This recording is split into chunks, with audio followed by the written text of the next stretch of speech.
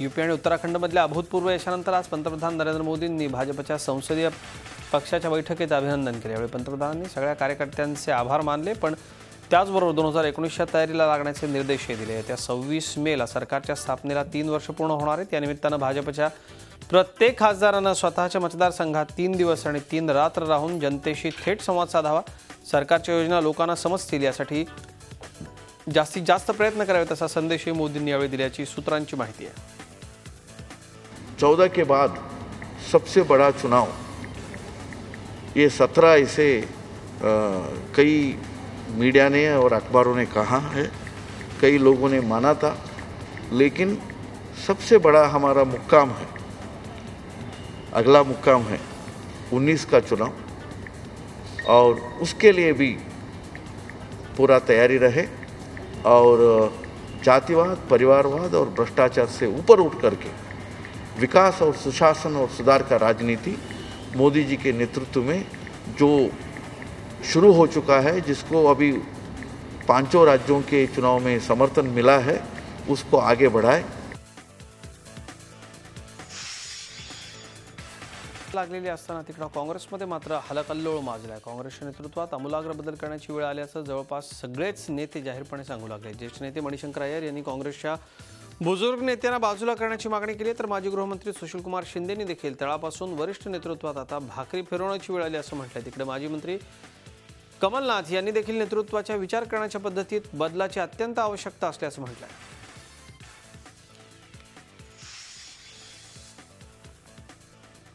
पंजाबमध्ये कॅप्टन अमरिंदर सिंग यांनी दुसऱ्यांदा मुख्यमंत्रीपदाची शपथ घेतली। पंजाबचे 26वे मुख्यमंत्री म्हणून कॅप्टन अमरिंदर सिंग यांनी शपथ घेतली। अमरिंदर यांच्यासोबत 7 कॅबिनेट आणि 2 राज्यमंत्री देखील शपथ घेत आहेत। गुरजीत सिंग औजाला, मनप्रीत सिंग बादल, चरणजीत सिंग छन्नी यांनी मंत्रिपदाची शपथ घेतली। नवजोत सिंग सिद्धू यांना कॅबिनेट मंत्रीपद देण्यात आले। सिद्धूंना उपमुख्यमंत्रीपद दिलं जाण्याची शक्यता असल्याची चर्चा होती, मात्र अमरिंदर सिंग यांनी नकार दिल्यानं सिद्धूंचं स्वप्न भंगलंय। सिद्धू अमृतसर पूर्वमधून निवडणूक जिंकलेत। या शपथविधी सोहळ्याला काँग्रेस उपाध्यक्ष राहुल गांधी यांच्यासह दिग्गज काँग्रेस नेत्यांनी उपस्थिती लावली।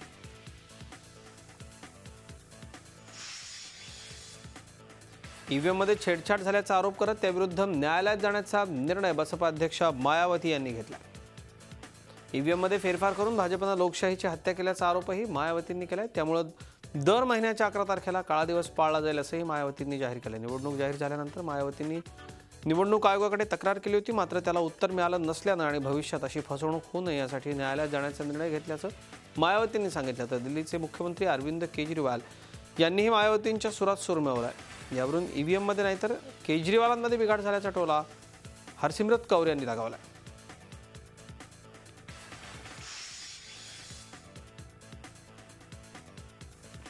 कर्मचारी भविष्य निर्वाह निधी अर्थात पीएफचे सदस्य असलेल्या पीएफ धारकांना आता त्यांच्या पीएफ अकाउंटमधून जमा असलेली 90% रक्कम घर खरेदी करता काढता येणार आहे। शिवाय घर खरेदीसाठी घेतलेल्या कर्जाचे हप्ते देखील पीएफच्या फंडातून भरणं शक्य होणार आहे। या दोन्ही गोष्टींची तरतूद करण्याकरता कर्मचारी भविष्य निर्वाह निधी योजनेत सुधारणा करण्याचा निर्णय सरकारनं घेतला आहे। त्याकरता 68 बीडी हा नवा परिच्छेद समाविष्ट करण्यात आल्याची माहिती केंद्रीय कामगार मंत्री बंडारू दत्तात्रय यांनी दिली। मात्र त्यासाठी पीएफ धारक हा सहकारी गृहनिर्माण संस्थेचा सदस्य असायला हवा किंवा पीएफचे सदस्य असलेल्या किमान 10 जणांनी एकत्र येऊन गृहनिर्माण सोसायटी स्थापन केलेली असायला हवी।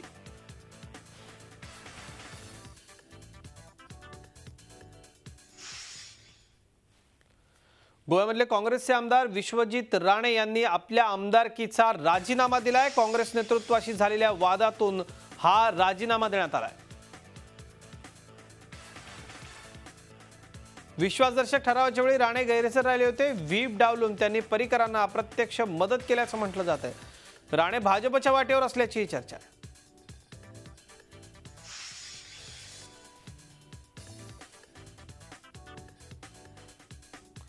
गोव्यामध्ये मनोहर पर्रिकरांच्या सरकारनं आज विधानसभेत बहुमत सिद्ध केले। 23 विरुद्ध 16 मतांनी पर्रिकरांनी विश्वासदर्शक ठराव जिंकला। त्यामुळे आता खरं तर काँग्रेसकडे 17 आमदार आहेत, पण केंद्रीय नेतृत्वाच्या ढिसाळ कारभारानं वैतागलेले काँग्रेसचे विश्वजित राणे यांनी मतदानात सहभाग घेतला।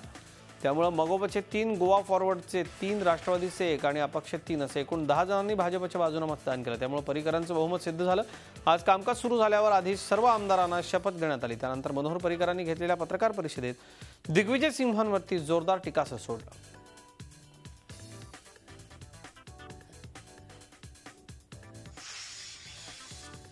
शेतकऱ्यांच्या कर्जमाफीवर मुख्यमंत्र्यांनी निवेदन केलं. विरोधक शेतकऱ्यांच्या कर्जमाफीच्या मुद्द्यावर राजकारण करत असल्याचा आरोप मुख्यमंत्र्यांनी केला. बँकांचे घोटाळे लपवण्याकरता विरोधक कर्जमाफीची मागणी करत असल्याचा घणाघाती आरोप मुख्यमंत्र्यांनी केला. सरकारला शेतकऱ्यांची कर्जमाफी हवी आहे, मात्र योग्य वेळी याबाबतीत निर्णय घेणार असल्याचे त्यांनी सांगितलं. लवकरात लवकर शिष्टमंडळ पाठवून केंद्र सरकारशी चर्चा करू आणि शेतकऱ्यांना कशा प्रकारे कर्जमुक्त करता येईल याबाबत निर्णय घेणार असल्याचं आश्वासन मुख्यमंत्र्यांनी दिले. तत्पूर्वी विरोधकांसह शिवसेनेचा आक्रमक पवित्रा कायम दिसला.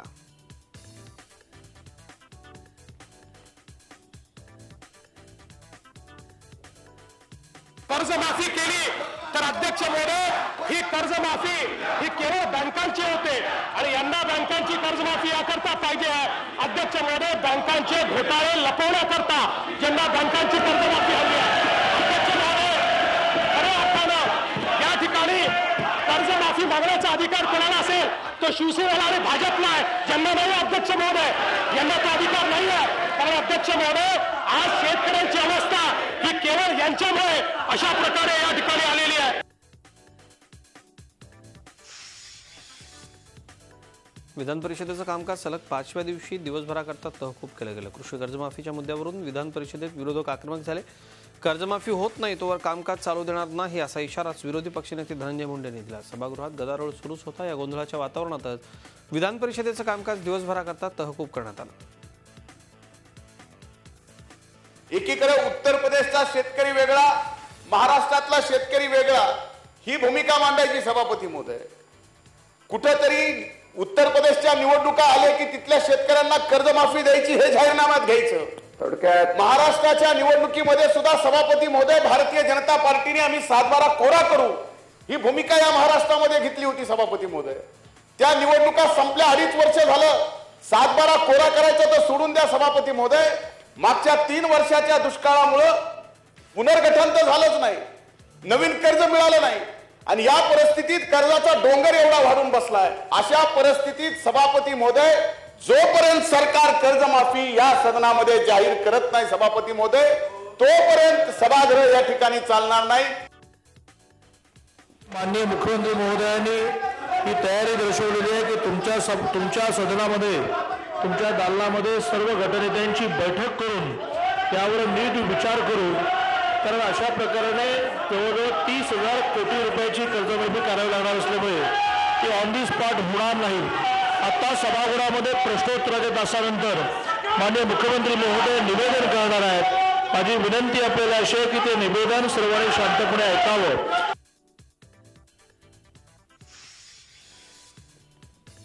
स्टेट बँकेचे अध्यक्ष अरुंधती भट्टाचार्यांनी कर्जमाफीला केलेल्या विरोधानंतर काँग्रेस आणि राष्ट्रवादीच्या आमदारांनी स्टेट बँकेच्या मुख्यालयासमोर जोरदार निदर्शनं केली. भट्टाचार्यांनी माफी मागावी अन्यथा त्यांच्या विरोधात विधिमंडळात हक्कभंग आणणार असल्याचा इशारा विरोधी पक्षनेते राधाकृष्ण विखे यांनी दिला. विधिमंडळाचं कामकाज दिवसभराकरता तहकूब झाल्यावर काँग्रेस आणि राष्ट्रवादीचे आमदार थेट स्टेट बँक मुख्यालयावर चालून गेले. दरम्यान अरुंधती भट्टाचार्यांचं हे वैयक्तिक मत आहे, त्याच्याशी राज्य सरकार सहमत नसल्याचं अर्थमंत्री सुधीर मुनगंटीवार यांनी सांगितलं. स्टेट बँकेच्या ज्या प्रमुख आहे त्यांनी हे वाक्य वापरताना खरं तर घटनेच्या डायरेक्टिव्हचा अभ्यास केला असता तर मला वाटतं की पतसंस्थेची बँकांच्या चिंतेसोबत जो अन्न निर्माण करतो त्याची चिंता जास्त महत्त्वाची आहे. कृषी कर्ज माफ करण्यास देशातली सर्वात मोठी बँक असणाऱ्या स्टेट बँकेचे अध्यक्ष अरुंधती भट्टाचार्यांनी विरोध दर्शवला. कर्जमाफी केल्यानं कर्जाची शिस्त बिघडते असं भट्टाचार्यांचं म्हणणं आहे. भाजपनं यूपीतल्या निवडणुकीच्या प्रचारात सत्ता आल्यास कृषी कर्ज माफ करण्याची घोषणा केली आहे. एकदा कर्जमाफी झाली की कर्जदारांना भविष्यातही कर्जमाफीची अपेक्षा लागून राहते, त्यामुळं कर्ज परतफेडीच्या मानसिकतेवर परिणाम होतो असं अरुंधती भट्टाचार्य यांनी म्हटलंय. निवडणुकीतली घोषणा म्हणूनच सरकार कर्जमाफी करून कर्ज फेडेल, पण शेतकरी पुढच्या वर्षी कर्ज घेतील आणि पुन्हा एकदा निवडणुकीची वाट पाहतील. अशानं कर्जफेडीची शिस्त उरणार नाही असं भट्टाचार्य यांचं म्हणणं आहे. नवी मुंबईत जमिनीच्या मालकीची सनद नावावर करून मिळावी तसंच 12.5% योजनेतील 4.25% जमीन परत करावी या मागणीकरता भूमिपुत्रांचं उपोषण सुरू आहे. जवळपास 40,000 भूमिपुत्र उपोषणाला बसले. त्या उपोषणाचा मुद्दा राष्ट्रवादी काँग्रेसचे नरेंद्र पाटील यांनी सभागृहात उपस्थित केला. ज्यांनी आपल्या जमिनी प्रकल्पाला दिल्या त्या लोकांचे प्रश्न सोडवण्याऐवजी त्यांच्या घरावर महानगरपालिका बुलडोजर चालवत असल्याची माहिती त्यांनी सभागृहासमोर आणली. हा प्रश्न तातडीनं सोडवण्याची मागणी जयंत पाटील आणि सुनील तटकरे यांनी केली. या विषयावर मुख्यमंत्र्यांना सोबत घेऊन उपोषणकर्त्यांना दिलासा द्यायला प्रयत्न करू असं आश्वासन सभापतींनी दिलं.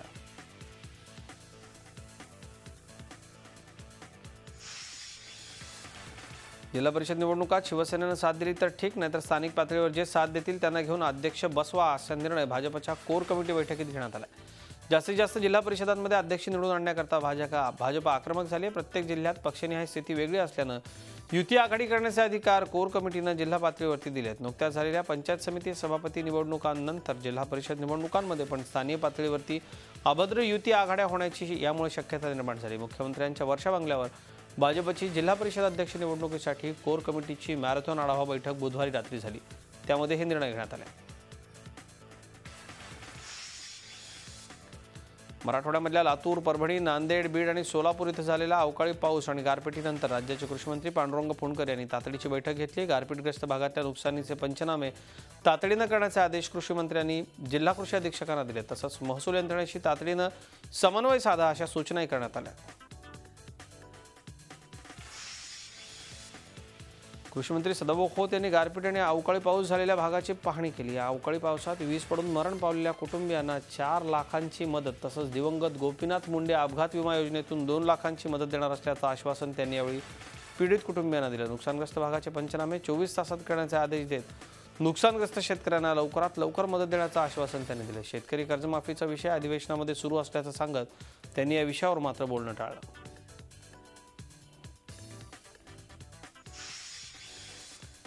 कमाल जमीन धारणा कायद्याअंतर्गत राज्यातल्या वापरात नसलेल्या जमिनी ताब्यात घेण्याचे महत्त्वपूर्ण आदेश मुंबई उच्च न्यायालयाच्या नागपूर खंडपीठाने दिलेत. एका जनहित याचिकेवर न्यायालयानं हा निर्णय दिला. या निकालामुळे आता माजी मंत्री सतीश चतुर्वेदी, नितीन राऊत आणि अनिस अहमद यांना दणका बसला. कारण या तिघांच्या जमिनी परत घ्या असे आदेश देण्यात आलेत. नागपुरातल्या जमिनी हस्तांतरित करताना कायद्याचं उल्लंघन झाल्याचा निर्वाळा कोर्टानं दिला. त्यामुळे 99 जमिनींपैकी 80% हस्तांतरणं रद्द करण्यात आली. नागपूर खंडपीठाच्या आदेशामुळे राज्यातल्या अनेक बड्या आर्थिक आणि राजकीय प्रस्थापितांना देखील मोठा धक्का बसण्याची शक्यता आहे.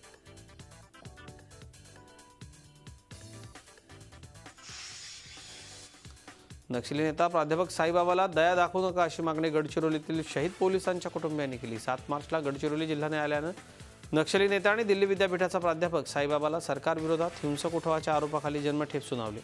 या शिक्षेने गडचिरोली जिल्ह्यातल्या पोलीस शहीद कुटुंबियांना क्षणिक दिलासा मिळाला. हा निर्णय उच्च न्यायालयात कायम राहावा अशी आग्रही मागणी करत पोलीस शहीद कुटुंबियांनी साईबाबाला फाशीची शिक्षा द्यावी अशी मागणी केली.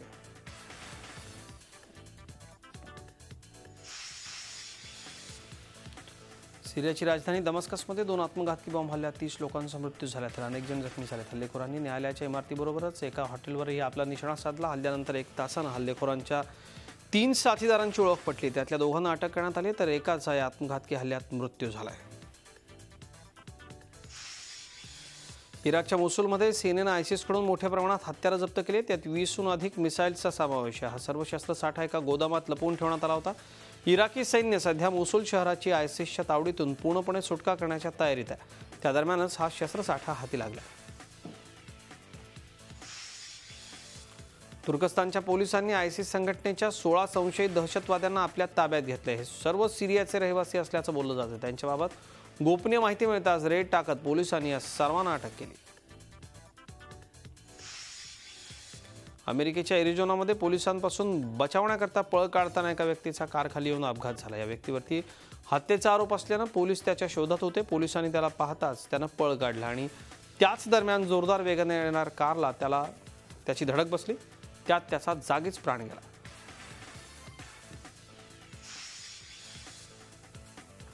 एका हेलिकॉप्टरच्या सहाय्यानं सेनेच्या जवानांनी आपल्या जीवाची पर्वा न करता लहान मुलांना वाचवलंय. शहरात अनेक ठिकाणी पूरस्थिती निर्माण झाली. आतापर्यंत पुरामुळं पेरूत 48 लोकांचा मृत्यू झालाय.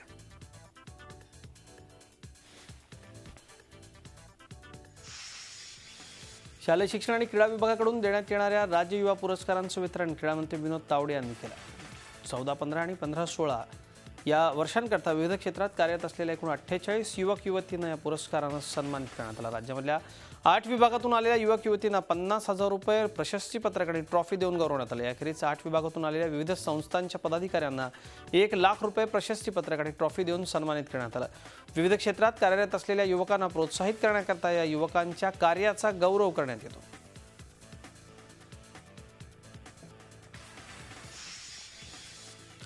तरुणांच्या संशोधक वृत्तीला प्रोत्साहन देत त्यांचं संशोधन जगभरात पोहोचवण्यासाठी मराठीतली आघाडीची वृत्तवाहिनी झी 24 तासनं सुरू केलेल्या यंग इनोव्हेटर अवॉर्डचं हे दुसरं वर्ष आहे। विद्यार्थ्यांच्या कल्पकतेतून साकार झालेल्या भन्नाट संशोधनांना झी 24 तासने अवॉर्डद्वारे व्यासपीठ उपलब्ध करून दिले। यावर्षी विजेत्या ठरलेल्या विद्यार्थ्यांचा गौरव आज संध्याकाळी 5:30 वाजता मुंबई विद्यापीठाच्या फोर्ट इथल्या ऐतिहासिक दीक्षांत सभागृहात होणाऱ्या दिमाखदार सोहळ्यामध्ये होणार आहे।